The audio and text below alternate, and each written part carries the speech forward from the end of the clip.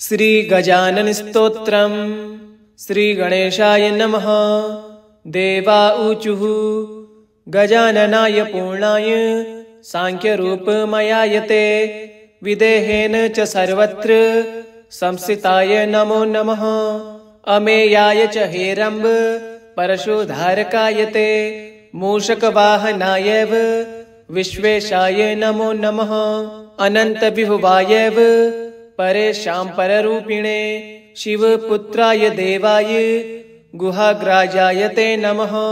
पार्वतीनन्दनायैव देवानां पालकाय ते सर्वेषां पूज्य देहाय गणेशाय नमो नमः। स्वानन्दवासिने तुभ्यं शिवस्य कुलदैवत विष्णुवादीनां विशेषेण कुलदेवाय ते नमः। योगाकाराय सर्वेषां योगशान्तिप्रदाय च ब्रह्मेशाय नमस्तुभ्यं ब्रह्मभूतप्रदाय ते सिद्धिबुद्धिपते नाथ सिद्धिबुद्धिप्रदायिने मायिने मायिके भस्य मोहदाय नमो नमः। लम्बोदराय वैतुभ्यं सर्वोदरगताय च अमायिने च मायाय आधाराय नमो नमः। गजः सर्वस्य बीजं यत्तेन चिह्नेन विघ्नप योगिनस्त्वां प्रजानन्ति तदाकारा भवन्ति ते तेन त्वं गजवक्त्रस्य किमिस्तु वस्त्वां गजानन। वेदादयो विकुण्ठाश्च शङ्कराद्याश्च देवपः शुक्रादयश्च शेषाद्या स्तोतुं सक्ता भवन्ति न। तथापि संस्तुतोऽसि त्वं स्फूर्त्या त्वदर्शनात्मना एवमुक्त्वा प्रणेमुस्तं गजाननं शिवादय। स तानुवाच प्रीतात्मा भक्तिभावेन तोषितः। गजानन उवाच भवत्कृतमिदं स्तोत्रं मदीयं सर्वदं भवेत् पठते शृण्वते चैव ब्रह्मभूतप्रदायकम्। गजाननाय पूर्णाय सांख्यरूपमयायते विदेहेन च सर्वत्र संस्थिताय नमो नमः। अमेयाय च हेरम्ब परशुधारकायते मूषकवाहनायैव विश्वेशाय नमो नमः। अनन्तविभुवायैव परेशां पररूपिणे शिवपुत्राय देवाय गुहाग्राजाय ते नमः। पार्वतीनन्दनायैव देवानां पालकाय ते सर्वेषां पूज्य देहाय गणेशाय नमो नमः। स्वानन्दवासिने तुभ्यं शिवस्य कुलदैवत विष्णुवादीनां विशेषेण कुलदेवाय ते नमः। योगाकाराय सर्वेषां योगशान्तिप्रदाय च ब्रह्मेशाय नमस्तुभ्यं ब्रह्मभूतप्रदाय ते सिद्धिबुद्धिपते नाथ सिद्धिबुद्धिप्रदायिने मायिने मायिके भस्य मोहदाय नमो नमः। लम्बोदराय वैतुभ्यं सर्वोदरगताय च अमायिने च मायाय आधाराय नमो नमः। गजः सर्वस्य बीजं यत्तेन चिह्नेन विघ्नप योगिनस्त्वां प्रजानन्ति तदाकारा भवन्ति ते तेन त्वं गजवक्त्रस्य किमिस्तु वस्त्वां गजानन। वेदादयो विकुण्ठाश्च शङ्कराद्याश्च देवपः शुक्रादयश्च शेषाद्या स्तोतुं सक्ता भवन्ति न। तथापि संस्तुतोऽसि त्वं स्फूर्त्या त्वदर्शनात्मना एवमुक्त्वा प्रणेमुस्तं गजाननं शिवादय। स तानुवाच प्रीतात्मा भक्तिभावेन तोषितः। गजानन उवाच भवत्कृतमिदं स्तोत्रं मदीयं सर्वदं भवेत् पठते शृण्वते चैव ब्रह्मभूतप्रदायकम्। गजाननाय पूर्णाय सांख्यरूपमयायते विदेहेन च सर्वत्र संस्थिताय नमो नमः। अमेयाय च हेरम्ब परशुधारकायते मूषकवाहनायैव विश्वेशाय नमो नमः। अनन्तविभुवायैव परेशां पररूपिणे शिवपुत्राय देवाय गुहाग्राजाय ते नमः। पार्वतीनन्दनायैव देवानां पालकाय ते सर्वेषां पूज्य देहाय गणेशाय नमो नमः। स्वानन्दवासिने तुभ्यं शिवस्य कुलदैवत विष्णुवादीनां विशेषेण कुलदेवाय ते नमः। योगाकाराय सर्वेषां योगशान्तिप्रदाय च ब्रह्मेशाय नमस्तुभ्यं ब्रह्मभूतप्रदाय ते सिद्धिबुद्धिपते नाथ सिद्धिबुद्धिप्रदायिने मायिने मायिके भस्य मोहदाय नमो नमः। लम्बोदराय वैतुभ्यं सर्वोदरगताय च अमायिने च मायाय आधाराय नमो नमः। गजः सर्वस्य बीजं यत्तेन चिह्नेन विघ्नप योगिनस्त्वां प्रजानन्ति तदाकारा भवन्ति ते तेन त्वं गजवक्त्रस्य किमिस्तु वस्त्वां गजानन। वेदादयो विकुण्ठाश्च शङ्कराद्याश्च देवपः शुक्रादयश्च शेषाद्या स्तोतुं सक्ता भवन्ति न। तथापि संस्तुतोऽसि त्वं स्फूर्त्या त्वदर्शनात्मना एवमुक्त्वा प्रणेमुस्तं गजाननं शिवादय। स तानुवाच प्रीतात्मा भक्तिभावेन तोषितः।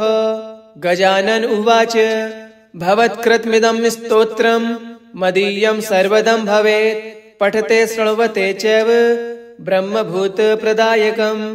गजाननाय पूर्णाय सांख्यरूपमयाय ते विदेहेन च सर्वत्र संस्थिताय नमो नमः।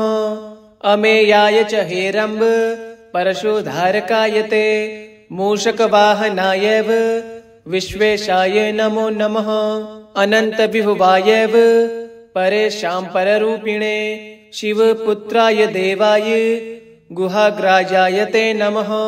पार्वतीनन्दनायैव देवानां पालकाय ते सर्वेषां पूज्य देहाय गणेशाय नमो नमः।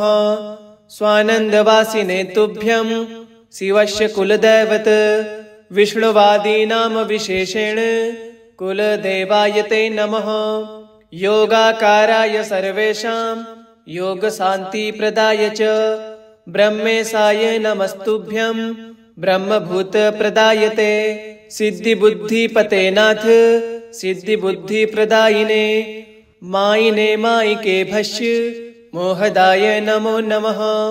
लम्बोदराय वैतुभ्यं सर्वोदरगताय च अमायिने च मायाय आधाराय नमो नमः। गजः सर्वस्य बीजं यत्तेन चिह्नेन विघ्नप योगिनस्त्वां प्रजानन्ति तदाकारा भवन्ति ते तेन त्वं गजवक्त्रस्य किमिस्तु वस्त्वां गजानन। वेदादयो विकुण्ठाश्च शङ्कराद्याश्च देवपः शुक्रादयश्च शेषाद्या स्तोतुं सक्ता भवन्ति न। तथापि संस्तुतोऽसि त्वं स्फूर्त्या त्वदर्शनात्मना एवमुक्त्वा प्रणेमुस्तं गजाननं शिवादय। स तानुवाच प्रीतात्मा भक्तिभावेन तोषितः। गजानन उवाच भवत्कृतमिदं स्तोत्रं मदीयं सर्वदं भवेत् पठते शृण्वते चैव ब्रह्मभूतप्रदायकम्। गजाननाय पूर्णाय सांख्यरूपमयाय ते विदेहेन च सर्वत्र संस्थिताय नमो नमः। अमेयाय च हेरम्ब परशुधारकाय ते मूषकवाहनायैव विश्वेशाय नमो नमः। अनन्तविभवायैव परेशां पररूपिणे शिवपुत्राय देवाय गुहाग्राजाय ते नमः। पार्वतीनन्दनायैव देवानां पालकाय ते सर्वेषां पूज्य देहाय गणेशाय नमो नमः। स्वानन्दवासिने तुभ्यं शिवस्य कुलदैवत विष्णुवादीनां विशेषेण कुलदेवाय ते नमः। योगाकाराय सर्वेषां योगशान्तिप्रदाय च ब्रह्मेशाय नमस्तुभ्यं ब्रह्मभूतप्रदाय ते सिद्धिबुद्धिपते नाथ सिद्धिबुद्धिप्रदायिने मायिने मायिकेभ्यश्च मोहदाय नमो नमः। लम्बोदराय वैतुभ्यं सर्वोदरगताय च अमायिने च मायाय आधाराय नमो नमः। गजः सर्वस्य बीजं यत्तेन चिह्नेन विघ्नप योगिनस्त्वां प्रजानन्ति तदाकारा भवन्ति ते। तेन त्वं गजवक्त्रस्य किमिस्तु वस्त्वां गजानन। वेदादयो विकुण्ठाश्च शङ्कराद्याश्च देवपः शुक्रादयश्च शेषाद्या स्तोतुं सक्ता भवन्ति न। तथापि संस्तुतोऽसि त्वं स्फूर्त्या त्वदर्शनात्मना एवमुक्त्वा प्रणेमुस्तं गजाननं शिवादय। स तानुवाच प्रीतात्मा भक्तिभावेन तोषितः।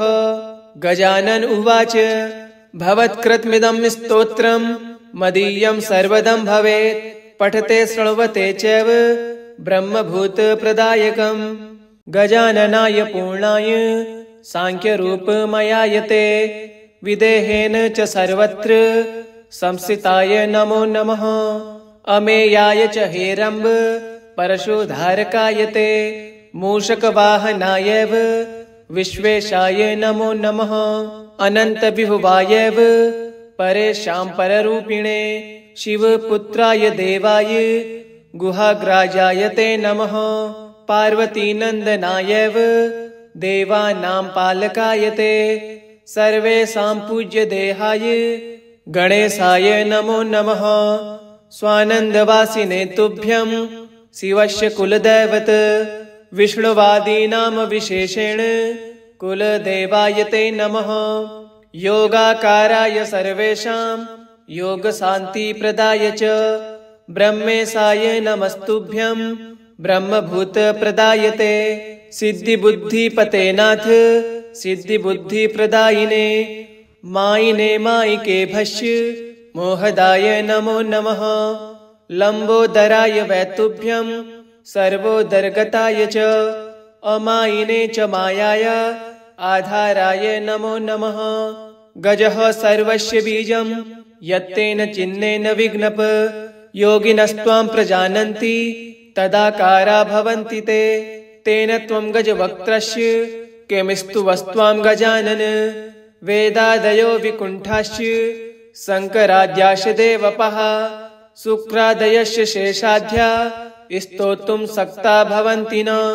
तथापि संस्तुतोऽसि त्वं स्फूर्त्या त्वदर्शनात्मना एवमुक्त्वा प्रणेमुस्तं गजाननं शिवादय। स तानुवाच प्रीतात्मा भक्तिभावेन तोषितः। गजानन उवाच भवत्कृतमिदं स्तोत्रं मदीयं सर्वदं भवेत्। पठते शृण्वते चैव ब्रह्मभूतप्रदायकम्। गजाननाय पूर्णाय साङ्ख्यरूपमयायते विदेहेन च सर्वत्र संस्थिताय नमो नमः। अमेयाय च हेरम्ब परशुधारकायते मूषकवाहनायैव विश्वेशाय नमो नमः। अनन्तविभुवायैव परेशां पररूपिणे शिवपुत्राय देवाय गुहाग्राजाय ते नमः। पार्वतीनन्दनायैव देवानां पालकाय ते सर्वेषां पूज्यदेहाय गणेशाय नमो नमः। स्वानन्दवासिने तुभ्यं शिवस्य कुलदैवत विष्णुवादीनां विशेषेण कुलदेवाय ते नमः। योगाकाराय सर्वेषां योगशान्तिप्रदाय च ब्रह्मेशाय नमस्तुभ्यं ब्रह्मभूतप्रदाय ते। सिद्धिबुद्धिपते नाथ सिद्धिबुद्धिप्रदायिने मायिने मायिकेभ्यश्च मोहदाय नमो नमः। लम्बोदराय वैतुभ्यं सर्वोदरगताय च अमायिने च मायाय आधाराय नमो नमः। गजः सर्वस्य बीजं यत्तेन चिह्नेन विघ्नप योगिनस्त्वां प्रजानन्ति तदाकारा भवन्ति ते।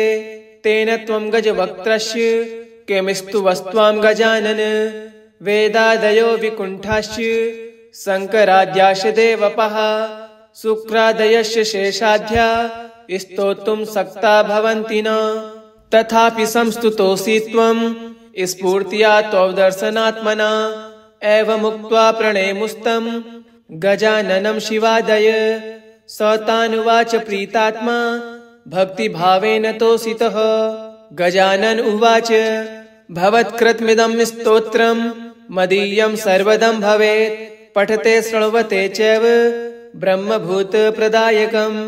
गजाननाय पूर्णाय सांख्यरूपमयायते विदेहेन च सर्वत्र संस्थिताय नमो नमः। अमेयाय च हेरम्ब परशुधारकायते मूषकवाहनायैव विश्वेशाय नमो नमः। अनन्तविभुवायैव परेषां पररूपिणे शिवपुत्राय देवाय गुहाग्राजाय ते नमः। पार्वतीनन्दनायैव देवानां पालकाय ते सर्वेषां पूज्यदेहाय गणेशाय नमो नमः। स्वानन्दवासिने तुभ्यं शिवस्य कुलदैवत विष्णुवादीनां विशेषेण कुलदेवाय ते नमः। योगाकाराय सर्वेषां योगशान्तिप्रदाय च ब्रह्मेशाय नमस्तुभ्यं ब्रह्मभूतप्रदाय ते। सिद्धिबुद्धिपते नाथ सिद्धिबुद्धिप्रदायिने मायिने मायिके भस्य मोहदाय नमो नमः। लम्बोदराय वैतुभ्यं सर्वोदरगताय च अमायिने च मायाय आधाराय नमो नमः। गजः सर्वस्य बीजं यत्तेन चिह्नेन विघ्नप। योगिनस्त्वां प्रजानन्ति तदाकारा भवन्ति ते। तेन त्वं गजवक्त्रस्य किमिस्तु वस्त्वां गजानन। वेदादयो विकुण्ठाश्च शङ्कराद्याश्च देवपः शुक्रादयश्च शेषाद्या स्तोतुं सक्ता भवन्ति न। तथापि संस्तुतोऽसि त्वं स्फूर्त्या त्वदर्शनात्मना। एवमुक्त्वा प्रणेमुस्तं गजाननं शिवादय। स तानुवाच प्रीतात्मा भक्तिभावेन तोषितः।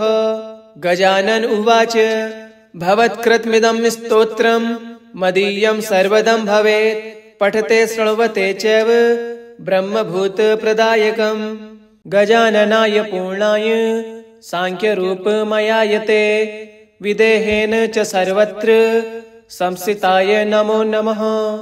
अमेयाय च हेरम्ब परशुधारकायते मूषकवाहनायैव विश्वेशाय नमो नमः। अनन्तविभुवायैव परेषां पररूपिणे शिवपुत्राय देवाय गुहाग्राजाय ते नमः। पार्वतीनन्दनायैव देवानां पालकाय ते सर्वेषां पूज्यदेहाय गणेशाय नमो नमः। स्वानन्दवासिने तुभ्यं शिवस्य कुलदैवत विष्णुवादीनां विशेषेण कुलदेवाय ते नमः। योगाकाराय सर्वेषां योगशान्तिप्रदाय च ब्रह्मेशाय नमस्तुभ्यं ब्रह्मभूतप्रदाय ते।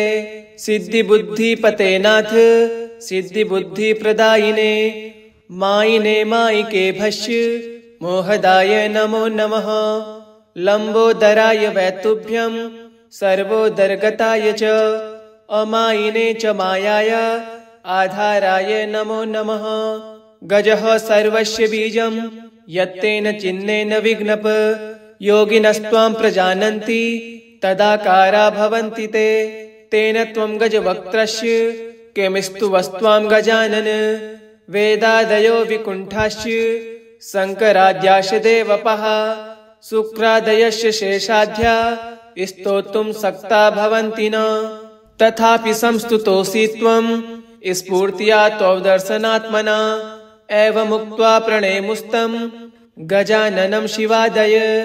स तानुवाच प्रीतात्मा भक्तिभावेन तोषितः। गजानन उवाच भवत्कृतमिदं स्तोत्रं मदीयं सर्वदं भवेत्। पठते श्रृण्वते चैव ब्रह्मभूतप्रदायकम्। गजाननाय पूर्णाय सांख्यरूपमयायते विदेहेन च सर्वत्र संस्थिताय नमो नमः। अमेयाय च हेरम्ब परशुधारकाय ते मूषकवाहनायैव विश्वेशाय नमो नमः। अनन्तविभुवायैव परेशां पररूपिणे शिवपुत्राय देवाय गुहाग्राजाय ते नमः। पार्वतीनन्दनायैव देवानां पालकाय ते सर्वेषां पूज्यदेहाय गणेशाय नमो नमः। स्वानन्दवासिने तुभ्यं शिवस्य कुलदैवत विष्णुवादीनां विशेषेण कुलदेवाय ते नमः। योगाकाराय सर्वेषां योगशान्तिप्रदाय च ब्रह्मेशाय नमस्तुभ्यं ब्रह्मभूतप्रदाय ते सिद्धिबुद्धिपते नाथ सिद्धिबुद्धिप्रदायिने मायिने मायिके भस्य मोहदाय नमो नमः। लम्बोदराय वैतुभ्यं सर्वोदरगताय च अमायिने च मायाय आधाराय नमो नमः। गजः सर्वस्य बीजं यत्तेन चिह्नेन विघ्नप योगिनस्त्वां प्रजानन्ति तदाकारा भवन्ति ते। तेन त्वं गजवक्त्रस्य किमिस्तु वस्त्वां गजानन। वेदादयो विकुण्ठाश्च शङ्कराद्याश्च देवपः शुक्रादयश्च शेषाद्या स्तोतुं सक्ता भवन्ति न। तथापि संस्तुतोऽसि त्वं स्फूर्त्या त्वदर्शनात्मना एवमुक्त्वा प्रणेमुस्तं गजाननं शिवादय। स तानुवाच प्रीतात्मा भक्तिभावेन तोषितः। गजानन उवाच भवत्कृतमिदं स्तोत्रं मदीयं सर्वदं भवेत्। पठते शृण्वते चैव ब्रह्मभूतप्रदायकम्। गजाननाय पूर्णाय साङ्ख्यरूपमयाय ते विदेहेन च सर्वत्र संस्थिताय नमो नमः। अमेयाय च हेरम्ब परशुधारकाय ते मूषकवाहनायैव विश्वेशाय नमो नमः। अनन्तविभुवायैव परेशां पररूपिणे शिवपुत्राय देवाय गुहाग्राजाय ते नमः। पार्वतीनन्दनायैव देवानां पालकाय ते सर्वेषां पूज्यदेहाय गणेशाय नमो नमः। स्वानन्दवासिने तुभ्यं शिवस्य कुलदैवत विष्णुवादीनां विशेषेण कुलदेवाय ते नमः। योगाकाराय सर्वेषां योगशान्तिप्रदाय च ब्रह्मेशाय नमस्तुभ्यं ब्रह्मभूतप्रदाय ते सिद्धिबुद्धिपते नाथ सिद्धिबुद्धिप्रदायिने मायिने मायिके भस्य मोहदाय नमो नमः। लम्बोदराय वैतुभ्यं सर्वोदरगताय च अमायिने च मायाय आधाराय नमो नमः। गजः सर्वस्य बीजं यत्तेन चिह्नेन विघ्नप योगिनस्त्वां प्रजानन्ति तदाकारा भवन्ति ते। तेन त्वं गजवक्त्रस्य किमिस्तु वस्त्वां गजानन। वेदादयो विकुण्ठाश्च शङ्कराद्याश्च देवपः शुक्रादयश्च शेषाद्या स्तोतुं सक्ता भवन्ति न। तथापि संस्तुतोऽसि त्वं स्फूर्त्या त्वदर्शनात्मना एवमुक्त्वा प्रणेमुस्तं गजाननं शिवादय। स तानुवाच प्रीतात्मा भक्तिभावेन तोषितः। गजानन उवाच भवत्कृतमिदं स्तोत्रं मदीयं सर्वदं भवेत्। पठते शृण्वते चैव ब्रह्मभूतप्रदायकम्। इति श्री गजानन स्तोत्रं सम्पूर्णम्।